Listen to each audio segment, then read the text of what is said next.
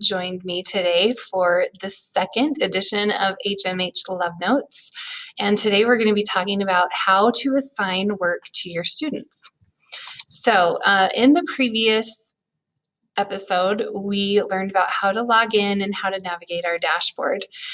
I just wanted to quickly mention again, this is so important that you make sure that you're on the right grade, all right? So I'm going to be working in 7th grade today, just for fun. I want to show you a couple of different ways that you can assign work to your students, but let me tell you, I'm going to show you first the fastest, easiest way. This was not the way that I learned the first time I learned, but after I discovered this, I was like, what? Are you kidding me? A whole year under my belt, and I could have been doing it so much more easily. So this is about to be your best friend in assigning assignments to your students. And that is the browse button right here in the top right-hand corner. So when I click browse, I'm going to choose 7th grade. And it's awesome because over here we've got two choices. Over on the left, we have program structure or standards. I'm going to choose program structure today and show you how magical this is. So as you already know, I'm sure collections is divided into 6 different collections and 6 different units. So we're at the end of the year right now. We're in our collection 6, and that is called Guided by a Cause in 7th grade. So if I click on collection 6, I'm going to just keep on opening menus until I get to what I need, right? But when I clicked on just collection 6, this is what comes over here on the right hand side in this white box. This is what comes in the package of collection 6. So this is like everything in collection 6, right? So I can have some collection tests if I want to click on that, and some other collection resources. That's kind of a lot, I think. So let me narrow it down for you. Yesterday, my kids finished up the lesson 3 called From Uprising. So if I click on lesson 3, then it's going to show me From Uprising only instead of everything, right? We don't need to be overwhelmed with all the things. We just want to know what's good for what I'm doing right now.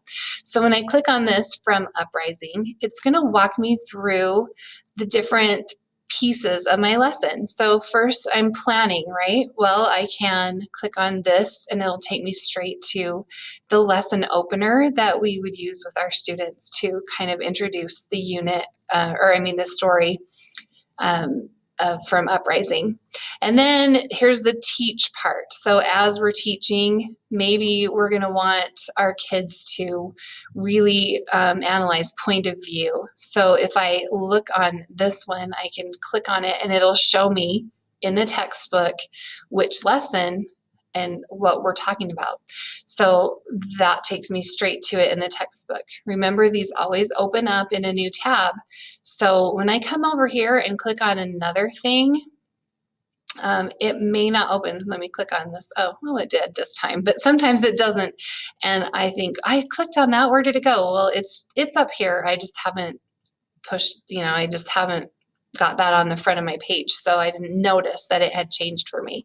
So just remember, it's a new tab up at the top. Practice and apply. So when I'm ready for my students to start practicing, I've got these kinds of assignments where I can assign them the questions from the book, right?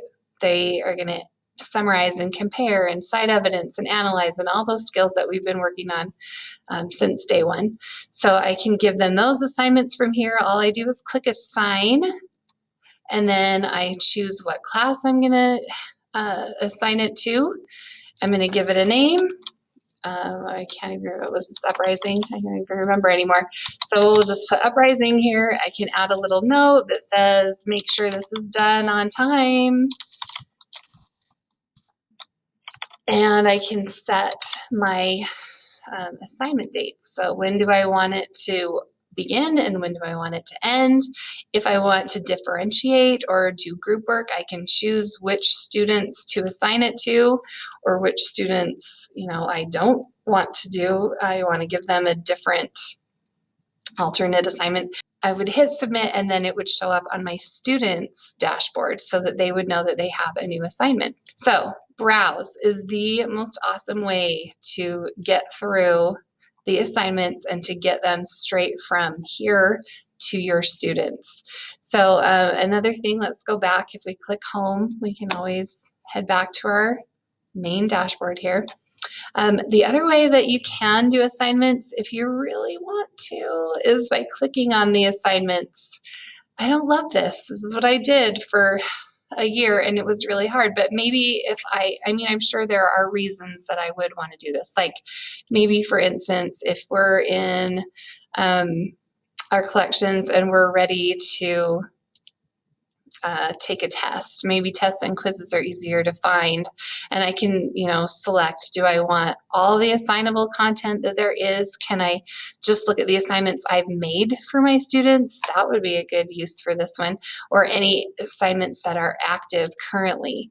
But the thing about this is once I submit it, so I've got 25 different options of assignments, different resources, and I have to click through, and that's like unwieldy, I think.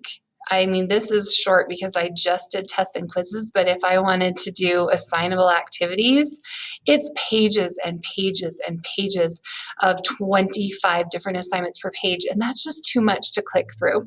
So that is why I suggest that, yes, this would have its place from time to time, and you can do that this way, but honestly, going back to my dashboard, again, browse. It's your best friend. You're going to love it. So that's how you're going to assign students. Once there's an assignment made, you're going to see right here what assignments are within the next 7 days. And here you could create a new assignment. But again, don't do it. Go to browse. I promise. You'll like it a lot better. All right. Well, I think that's it for assigning things to students, and hopefully you learned something new today, and I'm so glad that you joined me for this episode of HMH Love Notes, and I hope that you have a beautiful day.